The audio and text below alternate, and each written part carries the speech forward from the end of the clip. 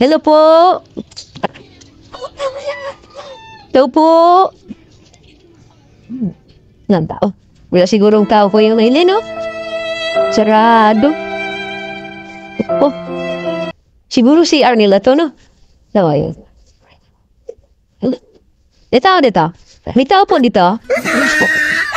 Oh.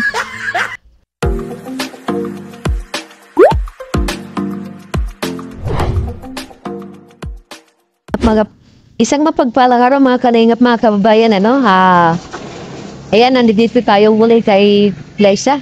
At bibigay natin yung weekly na pamasahe niya. So mga kalingap, mga kababayan, tara, samahan nyo kami. Ayan, kasama pa rin natin si Willie Vlogs, no? Na isa po ang nag-prepare sa atin na ito. Mga kalingap, mga kababayan, tara, samahan nyo kami. At makumusta natin itong sila Liza. Let's go. Yan, tayo. Uli.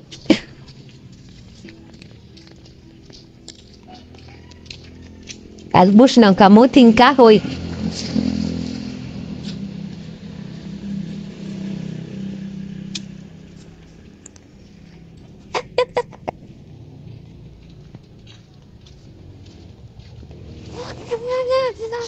Sana din sila, Kuya Willie. Hello po. Hello po. Nako, wala sigurong tao, Kuya Willie, no?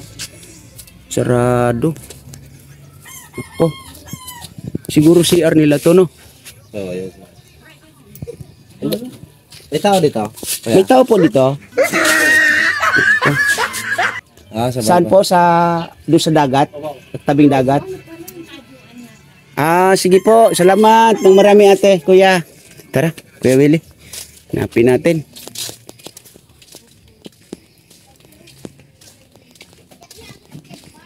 So dito naman, pwede na dumaan dito, no? Oo. Dito tayo. Tara. Padaan po. May manok.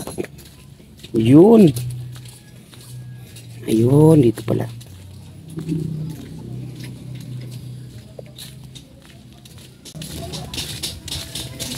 Ayan.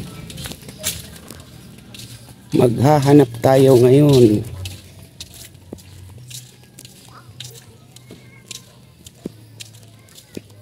Ate.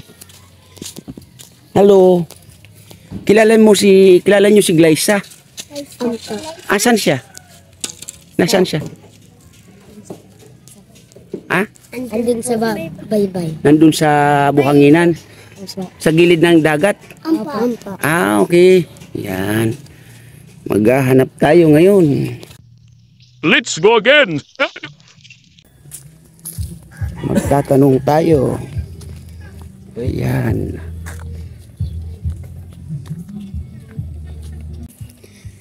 So, parang nasipatan natin, no? Kaya dito na tayo, didiretso na tayo. Grabe, ang ganda ng ano nila dito.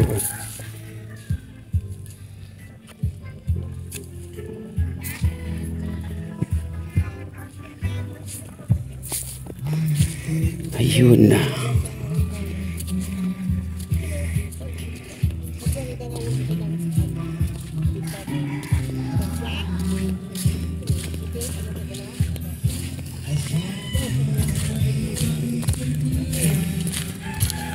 May bijoke. Yan. Ito siya. Nakita din natin.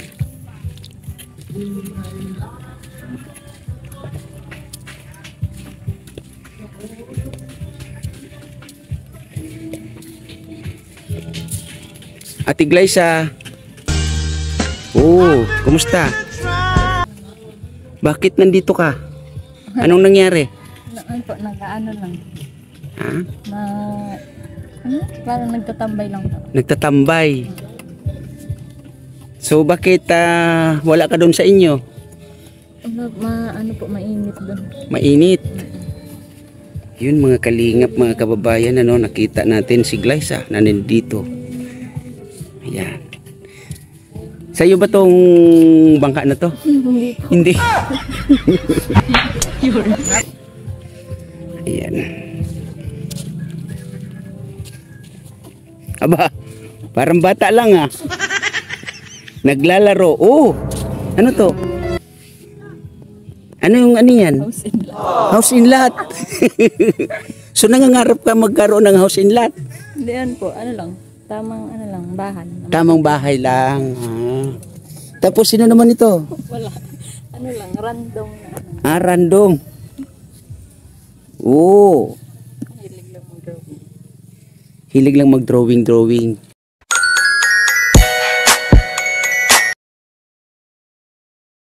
Duman kami dun sa inyo. Wala kayo doon. Yun nga. May nakapagtanong na ba't na nandito ka daw sa gilid ng dagat. So, hindi na ako kasi nasipatan kita. Yung nakatalikod, iniisip ko kaagad na ikaw kasi nakilala ko yung buhok. So, yun nga. Si Lola mo nasan? Nandun po sa anak niya pong panganay. Sa tita ko po. Ah, okay. So, yun nga, si mama mo sa ngayon ay nasa trabaho. Opo. So, yun nga, Glyza, yun nga yung sadya namin dito na yung weekly allowance mo sa pamasahe, no? Opo. Gusto ko na may paalam din sa iyo na dahil kay Kuya Willie ay nakakita ng pwede niyong pagtindahan kasi di ba yung pag-uusap nga natin ay si mama mo ay gusto ng yung bang mamirmihan na lang nakasama kayo, no? Kaya naisipan ni Kuya Willie o napag-usapan namin ni Kuya Willie na hanapan kayo ng pwedeng kunting pagtitindahan, kunting negosyo na mag-umpisa sa maliit na halaga kasi nakwento naman ni mama mo na may alam naman siya sa pagluluto, di ba? Kaya yon, yung tindahan na yon ay nakausap namin pero hindi pa naman namin alam kung magkano yung monthly. Kasi alam namin na mayroong monthly yun kasi medyo maganda-ganda yung pwesto. Nasa gilid mismo siya ng kalsada. So yung lugar na yun ay medyo matao. Ngayon kung okay sa'yo, isasama ka namin doon. Okay. No? O sige, pag maya-maya, isasama ka namin doon para makita mo rin. Pero, bago yun, si ate mo na ng work? Opo, nandun po siya. Ah, okay. Saan bang yun? Saan bang lugar yun? Marikina po. Ah, sa Maynila din. So, kung na mag-start pa lang siya, wala pa siyang sasahurin or di pa siya makakapagsahod. So siguro mga next month pa. So ano na pag-usapan ninyo ni ate mo about sa unang-una about sa yung pag-aaral? Sabi niya po magpapadala naman po siya kapag kunyari may mga project ganyan. Magsabi lang daw po ako sa kanya. So sa inyong magkakapatid, may mga kanya-kanya kayong komunikasyon naman? Meron. Nagkakausap naman kayo ng maayos, lalong-lalo na itong kapatid mo kamo na nag-self-supporting. Opo. Saan ba siyang lugar siya ngayon? Nasa Legazpi. So, kung nag-aaral siya doon sa Legazpi, nakakauwi ba siya dito sa inyo? Pag umuwi din po yung mga alaga niya, yung dalawang bata po. Pag inuuwi po doon sa may kapitbahay po kasi namin. Tapos saka lang po siya nakakauwi. So paano yan pag umuwi sila dito? Yung bahay ninyo ganun. Saan sila natutulog? Yung dalawang bata po na inaalagaan ni ate is doon po nga po sa kapitbahay namin kasi parang lola din po nila kasi yun. Tapos si ate po doon po sa bahay. So doon na rin siya natutulog kung saan yung amo niya. Ganon. Or sa inyo mismo? Sa amin po. So yun nga, yung area nyo doon, ano yun? Tabi-tabi na lang kayo doon. Opo, tabi-tabi. Ay grabe no. So yun nga, nangangarap ka na magkaroon ng bahay o talagang lihitimong bahay na sa inyo. So yung bahay na yan, Glyza, dyan na ba kayo lumaki? Opo, dyan na po. So matagal-tagal na rin pala kayo nakatira dyan. Pero sa palagay mo, mga hanggang kailan yung pag-i-stay ninyo sa bahay niyan o lugar na yan? Sa ano po, tinanong kasi nag-census din po kahapon, tapos nalaman ko pa na 20, nasa 24 years na po yung bahay. Nasa 24 years. Apo. So siguro Glyza, magdasal na lang tayo no na sana wag nang kunin, no? Sana nga po. Magdasal tayo na sana wag nang kunin kasi sa tagal nyo na nga palang nakatira sa lugar na yan. Sana magbago yung isip nung totally nagmamayari ng lote na yan, ha? Ibigay na lang sa inyo, no?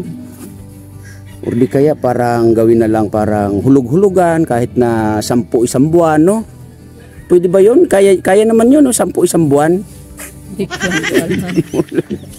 Hindi, siguro, ano naman, mabait naman siguro yung mayari kasi unang-una nag-census nga pala. Nalaman nyo na 24 years na pala kayo dyan. So matagal-tagal na pala, no? So ikaw, totally dyan na rin ipinanganak sa lugar na yan. Opo, Oh, kasi ilang taon ka na nga pala? 19 po. 19 years old, oh, di ba? So, Glyza, yun nga ulitin ko ay pupunta tayo doon sa tindahan or gagawin yung o ipapakita ko na tindahan, ano? Apa. So, sige, tara. Kasi medyo anong oras na?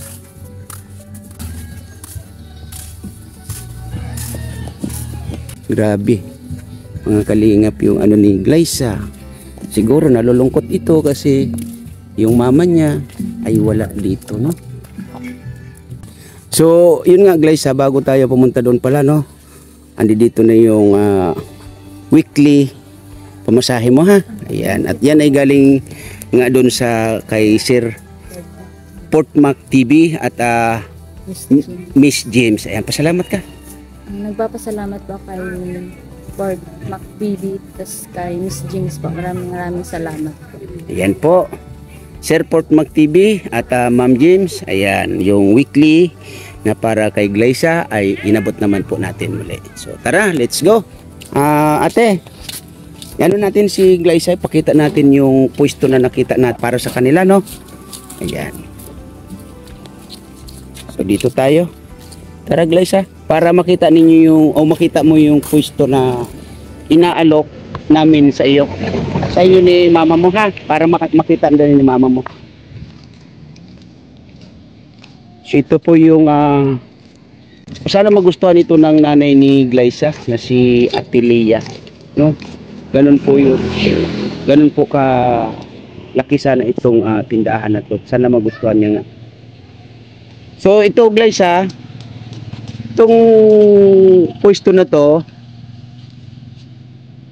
kasi di ba yung bahay ninyo doon ay totally mawawala na, or ano ba yun Kuya Wele, yung i-demolish sila. Kaya ngayon, dahil sa tulong nito ni Kuya Willie, dahil unang-una, Glyza, alam mo naman na ito si Kuya Willie ang nakakita sa inyo at na-repair sa akin, ano? Kaya gumawa din kami ng paraan para sa inyo, no? Na ito nga ay nakita na isang bakanting pwedeng pagtindahan, di ba? Ang ganda ng ano niya. So ngayon Glyza, kakausapin natin yung may-ari na. So, Kuya Willie, saan ba yung ano ng may-ari? Ayan.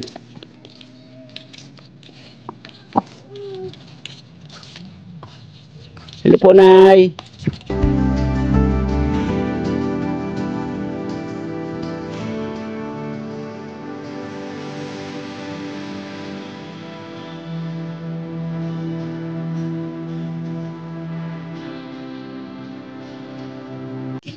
Yun si Nanay.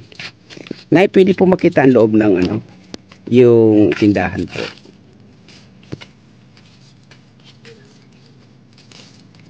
Yun, di ba, Glyza, no? Sa tingin mo, Glyza, anong napansin mo dito sa area? Malinis po. Malinis, oo nga. So kung ikaw ang tatanungin, gusto mo ba yung lugar? At yun nga, yung tindahan, ano sa palagay mo? Maganda naman po. Yan. So, tingnan natin kung ano yung nasa loob.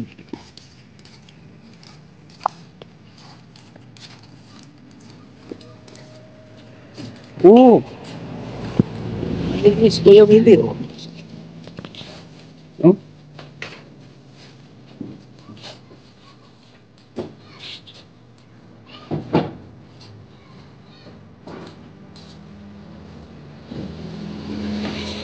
Yan, okay na po yan, ay. Kita lang na ano.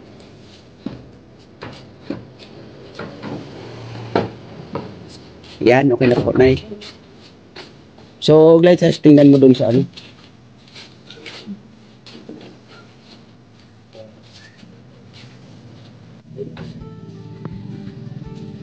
O, di ba? Sa palagay mo, anong masasabi mo dito? Malaki. Malaki. Opo. So, ano na lang yung kulang? Yung ititinda na. Yung ititinda na lang. Diba no? Ganda ng ano niya. Kompleto na yung mga istante. Yan. At pag ito, pag binuksan, so open talaga. Or nasa gilid talaga ng kalsada siya. Oh. So, si mama mo sa ngayon ay nasa Naga doon sa kanyang trabaho. Sana masabi mo ito kay mama mo, makausap mo si mama mo about dito sa ano na to. Sana meron siyang makukuha na kahit maliit lang siguro na puhunan mo na, no? Apo. Kasi yung nga sabi ko na mahirap naman yung mag-umpisa ka ng malaking puhunan. Mas maganda yung mag-umpisa ka sa maliit na puhunan. So dito, kompleto na. Yan, may ano na ng pagkakailaw na lang ang kulang dito. So kakausapin natin yung may-ari. Ate, pwede ka po makausap, ate? Ito po, ate, itong area na to, yan. Masasako po nila yan, nila Glyza sa kasakali. Oo, di ba, Glyza? Ito, kunting ano na lang to, pag may pera na ano. Ganda, CR yun tayo. Ito, CR. Di ba? CR, oh. So yun nga, nanay, ang ano dito, meron na po bang tubig dito? Meron po. Ano po ang tubig dito? Nawasa? Nawasa po. Yun, tsaka kuryente. Opo. Meron. O, di ba? Ilaw na lang, ano, ilaw, kailangan nung Bumili. ilaw sa kanila na yan. Opo. Opo, yung ano, ayan, may extra ano naman, Station. extension. At yun, pwede na rin gamitin. Kaso nga lang, yung talagang ilaw sa kanila. Yun, bumilya. Pati doon sa. So, ang ano po, nanay dito, magkano po yung monthly sa kasakali o magustuhan nila? Ang ano po, ito, 2,000 ang Opo. monthly. Yung paninda po, nanay, kahit ano naman siguro, pwede naman. opo, Yun. O, di ba? So, sana pag sumikapan ni mama mo ito, Glyza. At ninyo, para, yun nga, malaking tulong ito para sa inyo. At si mama mo nga, yun nga, ay, di ba yung unang, ay yung kwento niya doon sa last na video natin, ganun nga yung kanyang nararamdaman, di ba? Kaya, ayun nga, si Kuya Willie ay naging katuwang ko dito na makita itong tindahan na to na para sa inyo. No? So, sana malaman ito ni mama mo sa madaling panahon para makapag-decide naman siya. No? So, ganun lang po, nanay. Maraming salamat po, nanay, kasi ito nga, yung nanay pa naman po nito ang hinihintay namin na ano. Pero, alam ko po na magugustuhan niya po to. No? Yan, balik po kami, nanay, pag okay na po. No, salamat po, nanay, ng marami. At ayan, Kuya Willie, maraming salamat din, ano, kasi nandiyan ka at nagiging katuwang namin, no?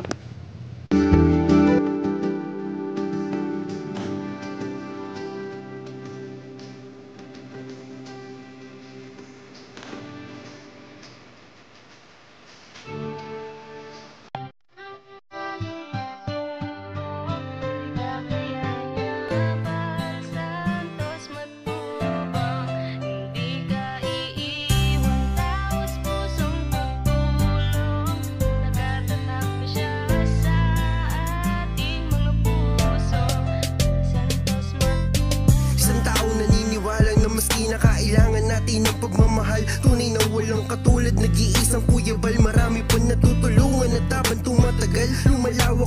blessing at biyayan dala-dala at hindi na mawawala. Ikaw lang ang nag-iisa. Kuya Bal, walang katumbas ang dinulot mong saya sa mga taong tinulungan mong hindi naging iba. Itinuring silang kapamilya kahit di mo kadugo. Ginabayan, inalalayan mo sila ng totoo. Tunay na walang katulad, kaya ka pinagpapala. Sana ingatan mo pati ang kalusugan mo. Ikaw ang liwanag sa dilim at sa kanila naniwala. Kuya Bal na walang sawang tumutulong na may pag-usa. Di namin malilimutan mga mabuti mong gawa. Nakasubaybay kami lagi na handang tulungan ka. Maraming na ng pagsubok, di kakayanyaban, santos matubang, hindi ka iiwan, taos pusong pagtulong, nagtatatap na siya sa ating mga puso, ng santos matubang. Napakasaya sa damdamin na merong kagaya niyang may busilak na puso. Para santos matubang, ding malilim